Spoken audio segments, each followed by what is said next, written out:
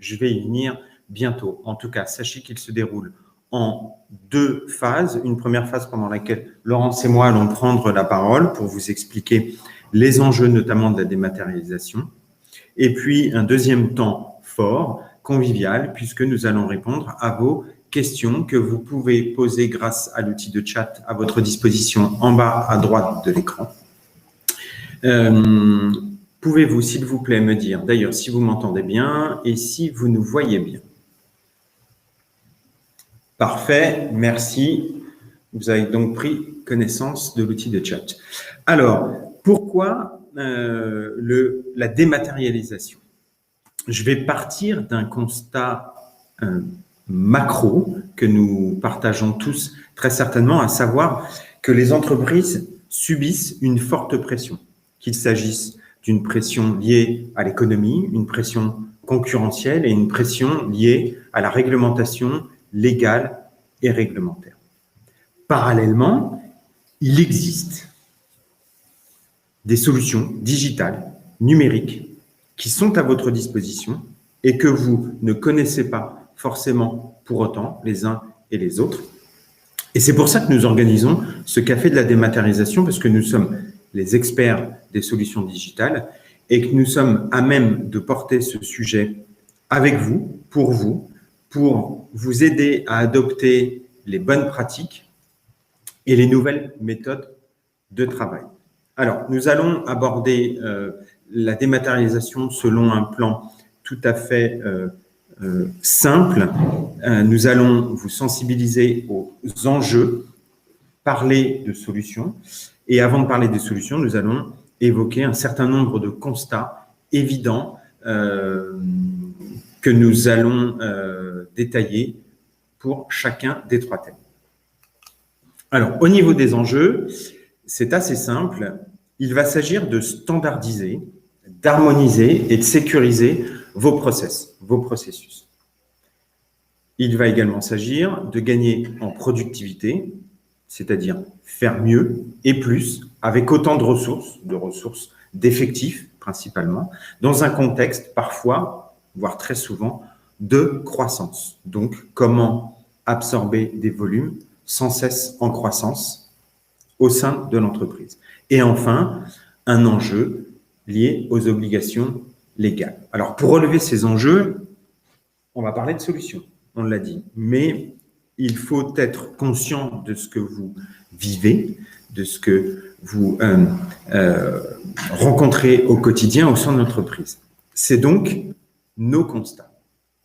Il y a trop de tâches répétitives et chronophages au sein de l'entreprise. Je pense à la saisie des documents. Elle est pourtant indispensable. Les données ne sont pas toujours disponibles en temps réel au sein de l'entreprise. Les process sont à mettre en place pour les entreprises les plus petites qui ne sont pas forcément structurées, ou les process seront à améliorer pour les entreprises qui le sont un peu plus. Et enfin, les coûts sont à maîtriser. Fort de ces constats et pour répondre à ces enjeux, nous vous proposons avec Laurence aujourd'hui des solutions dites collaboratives. C'est important, collaboratives, parce qu'elles vont vous permettre de partager l'information avec vos collaborateurs et aussi votre écosystème de manière plus générale, c'est-à-dire vos fournisseurs et vos clients. Et ainsi, elles vont vous permettre de fluidifier et d'accélérer les échanges. Bien évidemment, elles embarquent des process, ce qui va vous permettre de les mettre en place, de les sécuriser et de sécuriser vos flux et de maîtriser davantage vos flux financiers. Sur un tout autre plan, les solutions vont vous permettre d'assurer de la traçabilité. Et pour les services financiers, on parle de pistes d'audit fiable. Bien évidemment, il y a toujours la conformité à la législation fiscale, je l'ai déjà abordé 2 ou 3 fois, et ces solutions vont vous permettre enfin, et c'est très important de retenir ce point, c'est de réaffecter les compétences sur des tâches à forte valeur ajoutée, d'attirer des compétences, j'y reviendrai, et de donner une meilleure image de l'entreprise. Alors, bien évidemment, la dématérialisation, elle porte sur plusieurs domaines. Vous avez très certainement entendu parler de dématérialisation des bulletins de salaire, des notes de frais, des factures fournisseurs, des factures clients. On a fait le choix avec Laurence aujourd'hui de vous parler de deux flux, la dématérialisation entrante des factures fournisseurs et la dématérialisation des factures clients, le flux sortant. Je vais donc laisser la parole à Laurence pour qu'elle vous explique ces flux et les solutions que nous vous proposons. Tout à fait, Olivier, merci. Donc, je vais vous proposer deux schémas simples de dématérialisation des factures. Voici dans un premier temps un flux de dématérialisation des factures fournisseurs, donc qui est porté par la solution Use. Cette solution, elle prend en charge la réception de vos factures, donc quelle que soit leur provenance. Vous recevez certainement vos factures sur plusieurs sites, peut-être en scan. Vous allez les télécharger sur des plateformes. La solution va centraliser ces documents. Vous n'avez plus à les imprimer, vous n'avez plus à aller ouvrir vos espaces de stockage pour les récupérer manuellement. Toutes vos factures vont être importées automatiquement dans la solution Use. Puis, la solution, elle va capturer, c'est-à-dire ossériser, scanner le document pour en extraire toutes les données, comme par exemple le nom du fournisseur, le numéro de la facture, le montant hors taxe, la TVA. L'étape suivante est l'enregistrement de l'écriture comptable. Elle va être préparée automatiquement selon votre plan comptable général ou votre plan analytique, si vous en avez un, en vous laissant tout de même la possibilité toujours de modifier manuellement cette affectation. Cette étape, elle vous affranchit donc de la saisie manuelle et comme Olivier l'a évoqué tout à l'heure, vous supprimez donc les tâches répétitives, chronophages et surtout sources d'erreurs sans valeur ajoutée pour votre entreprise. Ensuite vient l'étape de validation. Donc, elle consiste simplement à mettre en place, si vous le souhaitez, un circuit de validation selon certains critères. Cela vous assure donc le suivi d'un process et ce jusqu'au mois à payer. L'écriture comptable est alors prête à être exportée automatiquement en comptabilité. La pièce jointe, donc le document, la facture sera attachée automatiquement en format PDF avec l'écriture comptable. Vous avez maintenant à l'écran donc un schéma complet du traitement dématérialisé de votre comptabilité fournisseur, donc qui vous est proposé par la solution Use. Vous pouvez noter aussi que vos factures sont archivées, comme je vous l'ai dit juste avant. Elles entrent donc dans le cadre d'un process établi qui répond aux aspects réglementaires comme la piste d'audit fiable. Voilà pour le schéma de la dématérialisation entrante qui est proposé par la solution Use. Donc, en ce qui concerne la dématérialisation sortante, donc c'est celle qui est destinée à vos clients, les factures qui sont sortantes destinées à vos donneurs d'ordre. La dématérialisation est tout aussi simple. Elle répond à la législation qui va être prévue à l'horizon 2024 pour l'ensemble des entreprises françaises. Pour ça, nous vous proposons la solution Quebi, dont le principe qui est schématisé est le suivant.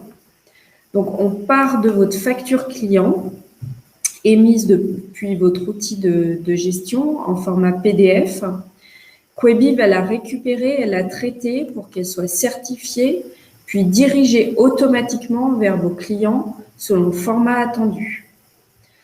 Peut-être que vos factures sont destinées à l'État, vous devez la déposer sur la plateforme Chorus. Votre facture peut être destinée à des donneurs d'ordre sur un format EDI, un format spécifique, ou votre facture, et c'est majoritairement le cas, est destinée à des clients professionnels. Elle doit être donc envoyée en format PDF certifié conforme. Pour les clients qui le souhaitent, la facture peut toujours être imprimée en format papier. Elle sera poussée sur votre imprimante en local. Donc, comme vous le voyez à l'écran, la solution est conforme à la réglementation de la Direction des Finances, puisqu'à la date officielle de passage à la dématérialisation, qui débutera en juillet 2024, Quebi enverra simultanément les données de vos factures à l'administration, puisque l'enjeu premier de l'État est de contrôler dans un premier temps les déclarations de TVA. Donc, au-delà de cette date butoir qui a été reportée et portée à juillet 2024, Altaïs conseille d'envisager la digitalisation de vos factures clients comme une réelle opportunité capable de générer des gains d'un point de vue financier. Puisque, comme vous le voyez, vous passez d'une gestion manuelle à une gestion automatisée, donc qui engendre des gains de temps. Et par ailleurs, les clients utilisateurs de cette solution ont vu leur délai de paiement se réduire.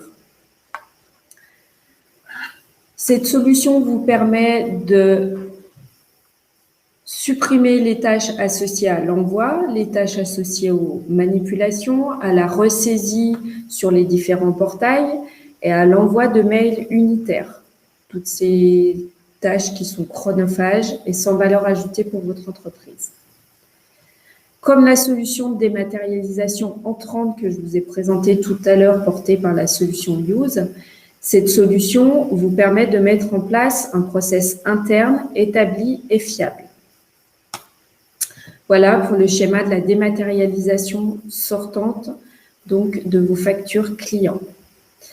Je rends la parole à Olivier donc pour conclure sur les bénéfices de la dématérialisation. Merci beaucoup, Laurence, pour l'explication de ces deux schémas. En effet, et ce de manière synthétique, retenons que la dématérialisation va certes répondre à des obligations légales et réglementaires. Mais le principal enjeu pour vous n'est pas seulement de vous dire est-ce que vous devez répondre ou pas à ces obligations légales, c'est aussi de se dire est-ce que j'ai des contraintes au quotidien qui peuvent être éliminées grâce à la dématérialisation. La dématérialisation, vous l'avez compris, elle va vous permettre de réduire les saisies, donc d'avoir moins d'erreurs et d'être plus productif. Vous allez éviter les paiements en doublon. Il y a des contrôles de RIB. Je ne rentre pas trop dans la technique, mais c'est important. Vous allez mettre en place des process. Et puis, vous allez améliorer le pilotage de l'activité par une maîtrise de la production de la donnée en amont. Vous aurez toutes vos informations comptables et financières. Elles seront justes et vous les aurez au bon moment. Ainsi, vous allez pouvoir réduire, je m'adresse là à une population plutôt des services financiers, réduire les étapes de la clôture comptable et disposer de situations plus rapidement. C'est donc une manière d'analyser les dépenses un peu plus maîtrisée avec des outils de recherche, de consultation et des tableaux de bord embarqués dans les solutions. Vous allez maîtriser vos coûts puisque les loyers d'usage de ces solutions sont connus d'avance et adaptés à votre volume. Enfin, les solutions de dématérialisation vont vous permettre de mieux interagir avec votre écosystème grâce à des circuits de validation, entre autres, internes et fiables. Et enfin, donner une meilleure image de votre entreprise et attirer les nouveaux talents qui sont portés sur le digital. Voilà ce que nous voulions vous dire avec Laurence sur la dématérialisation qui s'inscrit dans un plan de digitalisation de l'entreprise qui est beaucoup plus global. Mais aujourd'hui, l'intérêt de ce café portait essentiellement sur la digitalisation des factures fournisseurs et factures clients.